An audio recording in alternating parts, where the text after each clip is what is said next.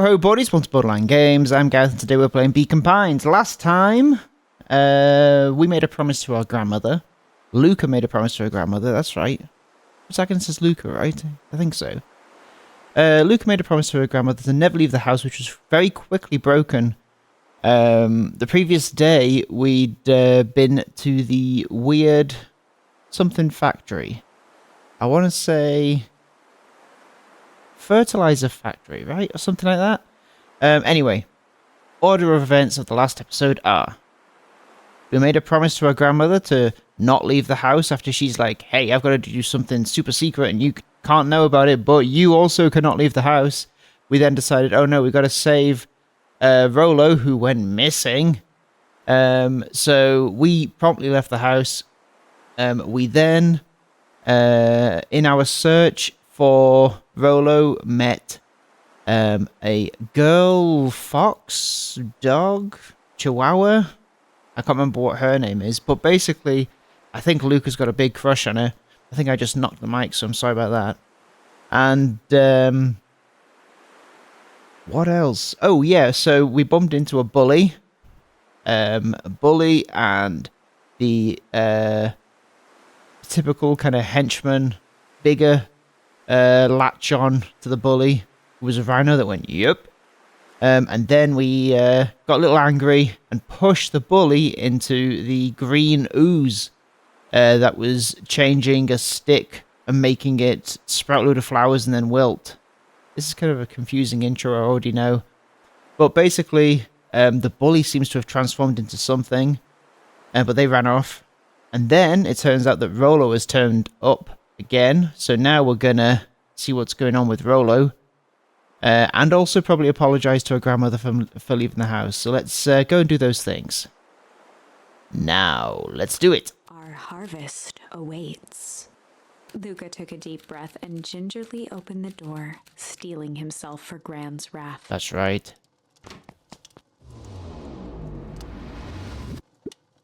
Gran, I'm home. Everything's fine.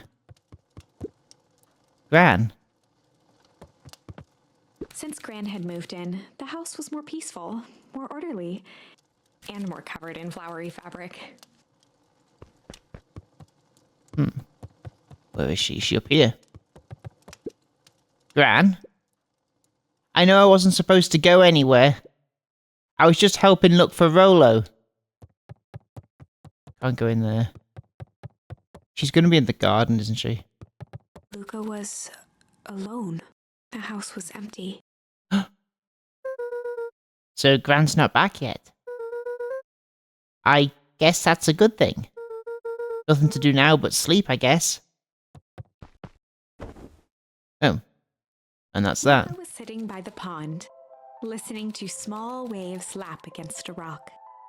His father sat in a folding chair in front of him. Without turning, he spoke. "Why don't you grab me some nice bait?" "Sure thing, Dad." Luca hopped over to the tackle box and popped open the lid. Inside was a rolling, buzzing mass. "We're fishing with bees?" Luca's father gave a warm chuckle. "Well, you catch more fish with bees than honey. Pick us out a good one." That's not a thing. Luca closed his eyes and plucked out a bee. He could feel its wings struggle between his finger and thumb. Holding it at arm's length, he hurried over. His father deftly baited the hook and examined his work. "Interesting choice." With a practiced flick of the wrist, the line buzzed in a graceful arc. The water accepted it without a splash or ripple. The wrong choice, but I respect it. The pond began to freeze over. Sometimes we gotta make the wrong choice before we can make it right. Pallid ice propagated across the still surface with an alarming speed. Luca scrambled back as the ground beneath him turned cold. "Dad, I don't understand." "Sorry, kiddo. Understanding isn't always part of the deal." The relentless ice shot through the fishing line toward his father.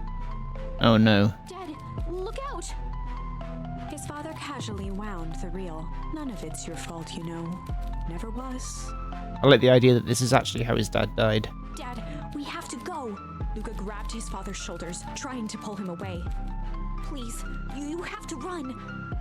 The ice crackled as it spread across his father's hands. That's the thing about fishing, Luca. His chest began to crystallize. You toss your hook in, and you never know what you're gonna pull out. A shock of searing cold ran up Luca's arms. He gave one last desperate tug. The chair tipped backwards in a single frozen mass. Luca tried to stop the momentum, but it was too late. He watched the icy form of his father slam into the hard ground, shattering into 1,000 pieces that crowded around his feet.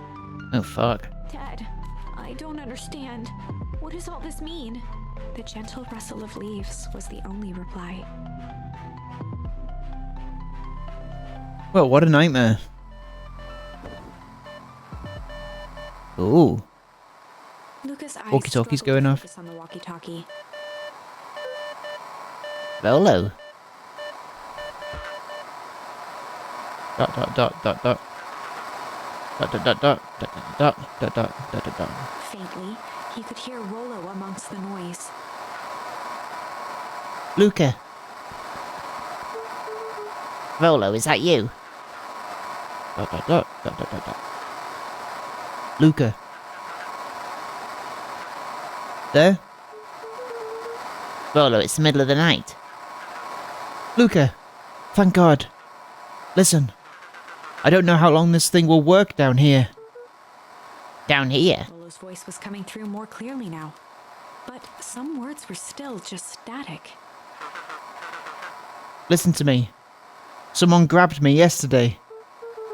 What? The man in the hazmat suit? It was... took me to some sort of... I think I'm underground. Underground?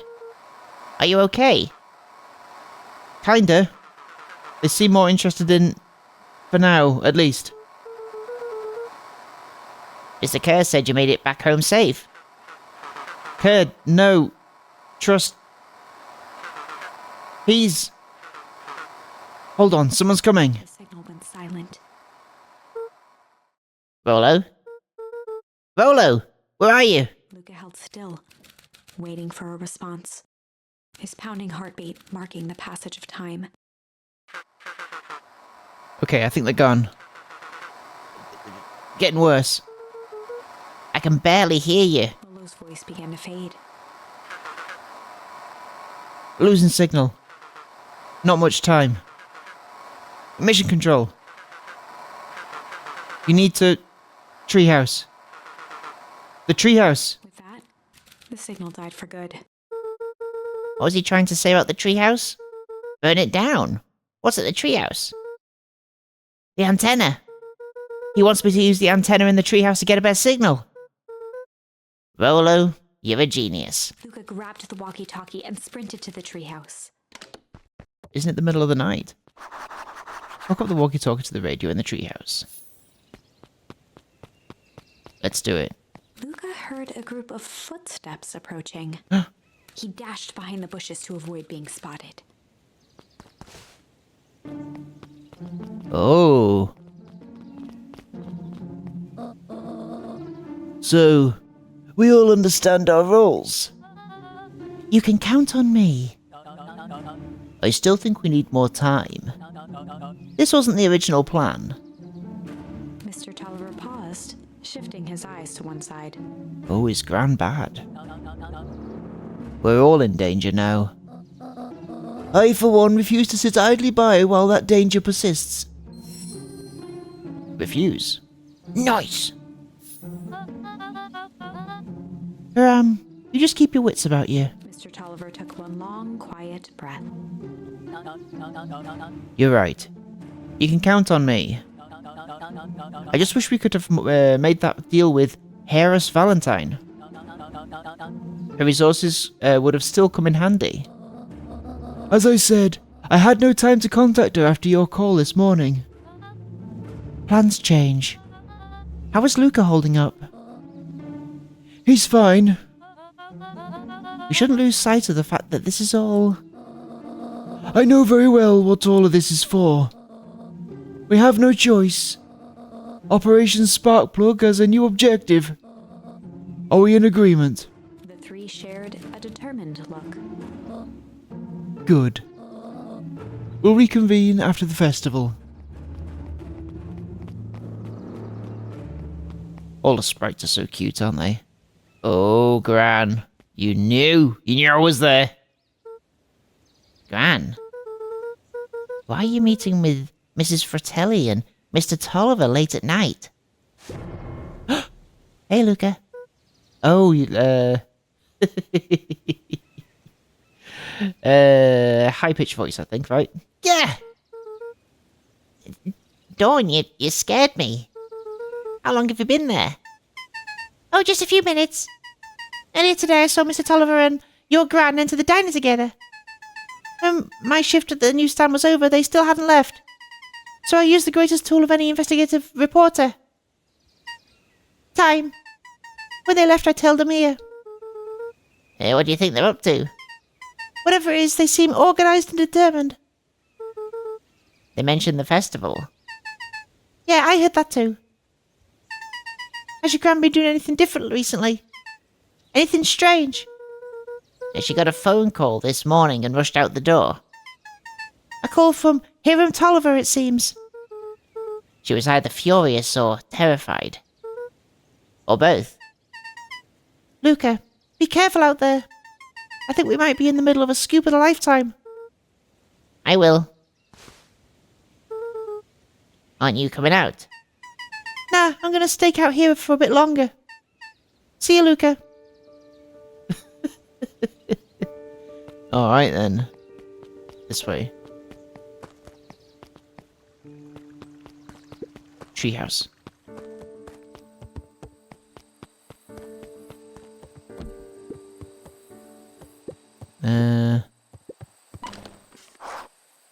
Yeah, we did that.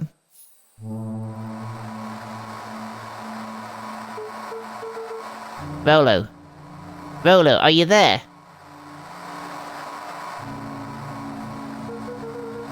I'm at the treehouse now, Rolo. Mr. Kerr said you were alright. Is someone else going to be on there apart from Rolo? What happened out there? Dang it, Rolo. Where are you?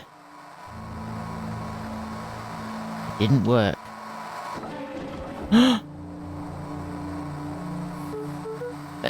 Who's there? Luca could only see a cloaked shape behind the rocket.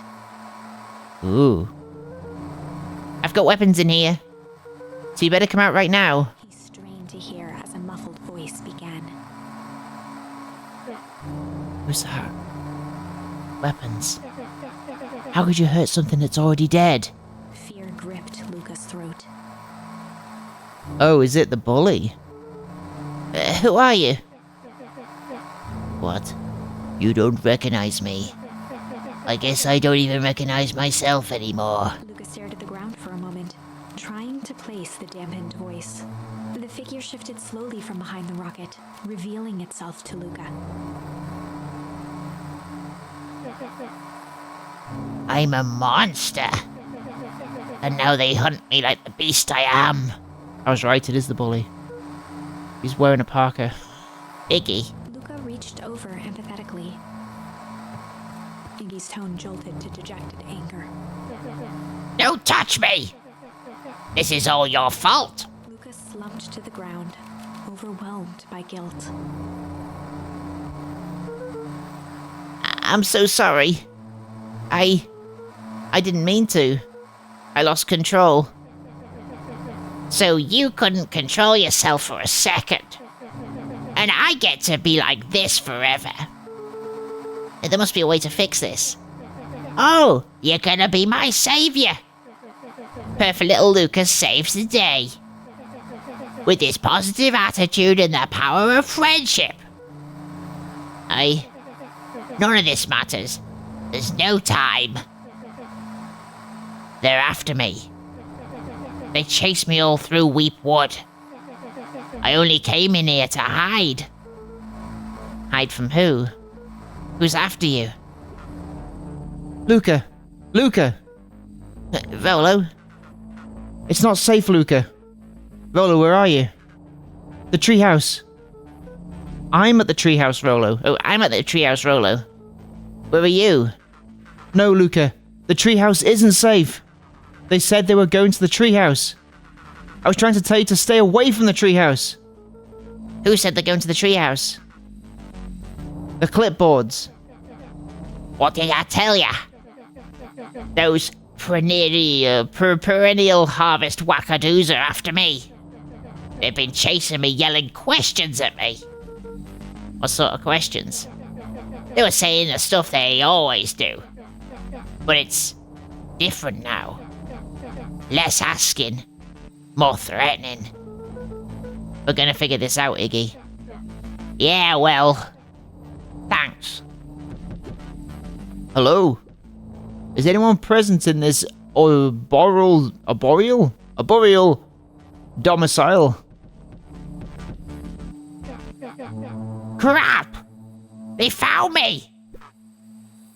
Luca, what's happening? Don't panic, you stay here, and I'll see what they want. Oh. Hello, Mr. Van Horn. We would love to hear your thoughts. Do you have time for an informal chat? We will be brief. Your time is valuable to us. I'll be down in just a second. Of course. Weird. We have a problem. Luca, you gotta get out of there. Who's out there? Is it them? Yeah, it's the clipboards. A bunch of them.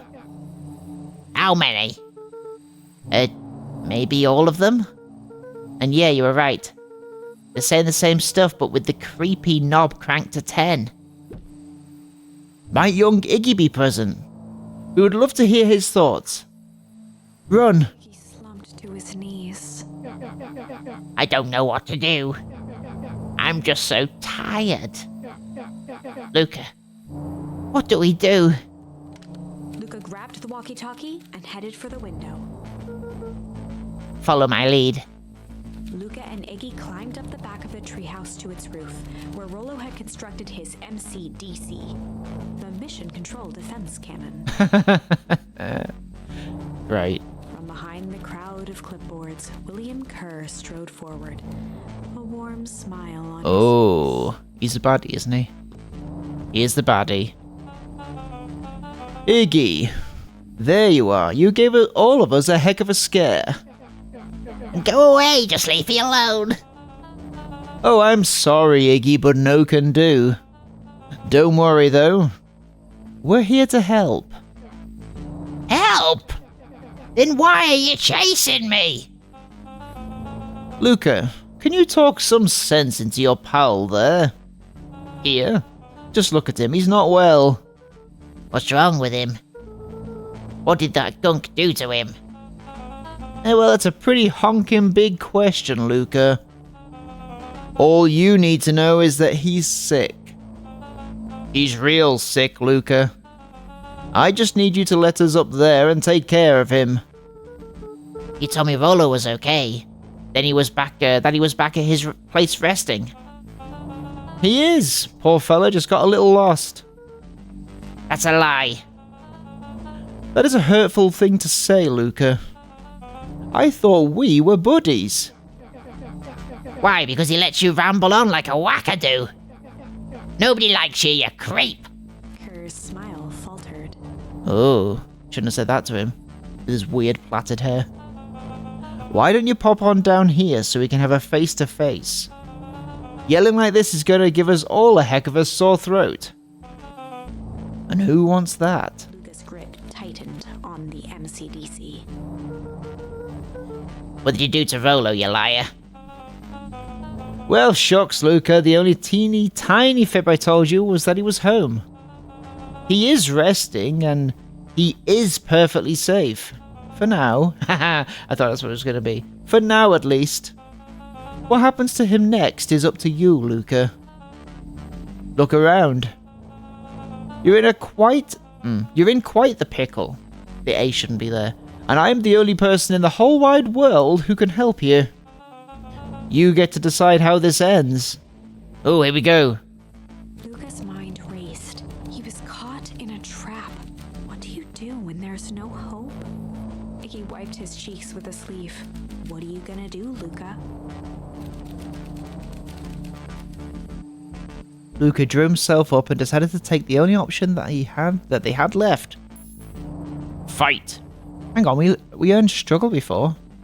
Okay, I guess we're gonna fight. Drew himself up and decided to take the only option they had left. Fight. Fart. He swung the mission control defense cannon around, aiming it confidently at the smirking. I can't wait for the fart charm. I'm going to use that so many times. Hey, Mr. Care. Luca summoned his most insolent demeanor. Rolo sends his regards. Hey! That was uncalled for. More than a little rude. And just plain unsanitary. Luca, I really did think we were good pals. What a shame that it's come to this. Kerr turned his back on the two boys. End this. With a nonchalant wave of the hand, he made his exit. As the clipboards began to slowly advance on the treehouse, Luca looked to Iggy with resignation in his eyes. The end. Oh, that's an ending. That escalated quickly. Maybe discretion was the better part of valor here. Let's put a pin in this for now. Okay. MCDC. So, fight. We haven't tried tickle here. What happens when we tickle instead of strange? And then we've got struggle here. Oh, interesting.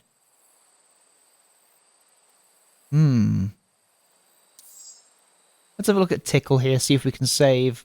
what's her name? What's his name? Iggy? Time to bust out the... tickles! Well, time to bust out the tickles. Hey, Tish. Want to see something cool? Yep. Check it. Beck lunged forward and began to Beck, tickle that's her Tish's name. arms.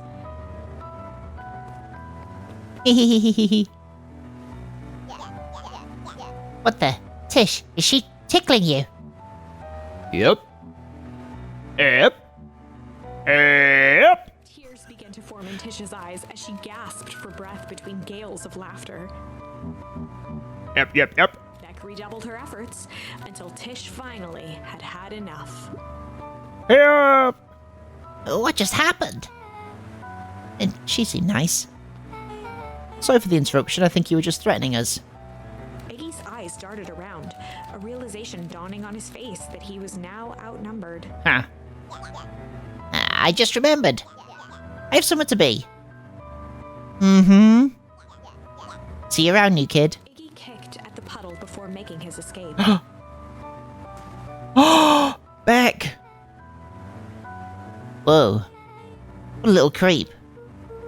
Beck, I think you got a little ooze in your hair. Beck shook the ooze out of her hair as best as she could. Is it bad? It depends. What are your feelings about having a more mature, refined look? Oh, God. Oh, wow. 4. The best. Luca paused for a moment, catching his breath. Oh, it's different. He'd only just met Beck, and somehow he already managed to drag her into this mess. Hopefully he could make it up to her. But finding Rolo was his primary concern. Oh, so we're not gonna head back? That's interesting. Oh. Luca, what the hell are you doing out here? And why did a kid with grey hair just run past us in a panic? Roxy and Fitz looked drained. It was clear they'd spent all day searching. That's Beck. I don't care who she is. What's happened? We were just helping looking for Rolo. Luca, I need you to start telling me the truth. Roxy's temper could often be dismissed as the impatience of an older sibling. But this was the most intense Luca had ever seen her. Her eyes were wild and unfocused, looking straight through Luca. We're running out of time. In a torrent of rambled words and tears, Luca broke down. Volo and I weren't just playing in Weepwood yesterday. We were investigating lights at the old Valentine warehouse. But someone was there in a strange suit. And we hid in the dumpster and had a heavy bag drop on us. And I think it was a body. So we ran, but we got split up. And I ran home. And it's all my fault. And now my best friend may never come back. Wow. Just... wow. Roxy, still exhausted and angry, softened briefly as her eyes hunted the ground in thought. With a determined sigh, she looked up at Luca. It's not your fault, Luca. Volo's gonna be okay. I promise. Roxy drew herself up. I'm gonna fix this. Luca, go home. But I want to help. This is too dangerous for a kid. I can't just sit around. I have to do something. Roxy tried to think of the safest place to send Luca. You go back to that little treehouse you two like to play in. Wait there in case Rolo shows up. Sound like a plan? Luca wiped his cheeks and gave a quick nod. You did the right thing telling me the truth. Now, scoot. You really believe his story? What other option do we have? Things have been strange around here, leading up to the festival. My dad has been acting weird lately. Well, weirder than normal. Looking into the puddle, Roxy rubbed her arms to warm up. Why is it so cold here? This place gives me the willies. Wait at the treehouse in case Rolo shows up. Now, what happens if I go back? I can't go back? Interesting. Mr. Nuncreed jumped with a start. Whoa, don't sneak up on an old fella like that. Sorry. Who are you talking to? What? Luca motioned to the phone booth. Oh, no. I was just checking because I thought I heard it ring. But the dang thing never does, of course. Yeah, I've never seen anyone use it, really. The whole thing's a waste of money, if you ask me. Any word from Rolo yet? Not yet. Long time for a boy to lose his way. Rolo knows those woods too well to get lost. I suppose you're right. Silly boy's antics have this whole town worried sick. Antics? Is this weird music that's happening? We all know Rolo likes to play his little pranks. You think this is a prank? What other possible explanation could there be? He's not playing a prank and he didn't get lost. Someone took him. I know it. How would you know that? Unless... Luca, is there something else that you know? Mr. Nuncreed gently placed one of his substantial hands on Luca's shoulder. Oh. Dang it, boy, if there's something you know, something that could help your friend, you need to tell folks. Oh, what are we gonna do here? Mr. Nuncreed, kind eyes warmed a stern face. There was a deeper emotion hiding beneath it all. It was subtle, but Luca could sense something eating away at him. There was something lurking behind those eyes. Shame? There was a shame lurking behind those eyes. A deep sadness. If Mr. Nuncreed was that worried about Rolo, maybe he could help. Yesterday, Rolo and I were messing around at the old Valentine warehouse. Mr. Nuncreed raised an eyebrow. Both of you. You were with Rolo when he went missing. I don't trust this guy. Not exactly, I was hiding in the dumpster. The dumpster? What were you doing in there? At first we were just looking around. Then someone in a strange yellow suit came and dumped something on us. We both got scared and ran. That was the last I saw of him. You got scared by some garbage. Well, that's why you don't go skulking in someone's dumpster. But it wasn't garbage. I think it was a body. I'm sure it was just some trash. No, there was a name tag. It said, Deep Engineering. Mr. Nuncreed's shoulders slumped. I wish you wouldn't have said that. A deep sigh bellowed from his chest. Yeah, he's in on it. He's on the inside. He's bad. He's corrupt. Why did you have to? I tried, Luca. God knows I tried to keep you safe. Luca attempted to take a step back, but Nuncreed's hand clamped down on his shoulder. But you Van Horns just can't help yourselves, can you? Oh, he's responsible for the dad and the mum. We're all so close. So close to being done with this. With a firm shove, Nuncreed manhandled Luca into the phone booth. Oh, God. What are you doing? It's out of my hands now. The door latched shut with a mechanical hiss. Shit. The end. Pounded the glass, the floor dropped from under his feet. The inside of the phone booth was now a loose capsule, plummeting at gravity's whim.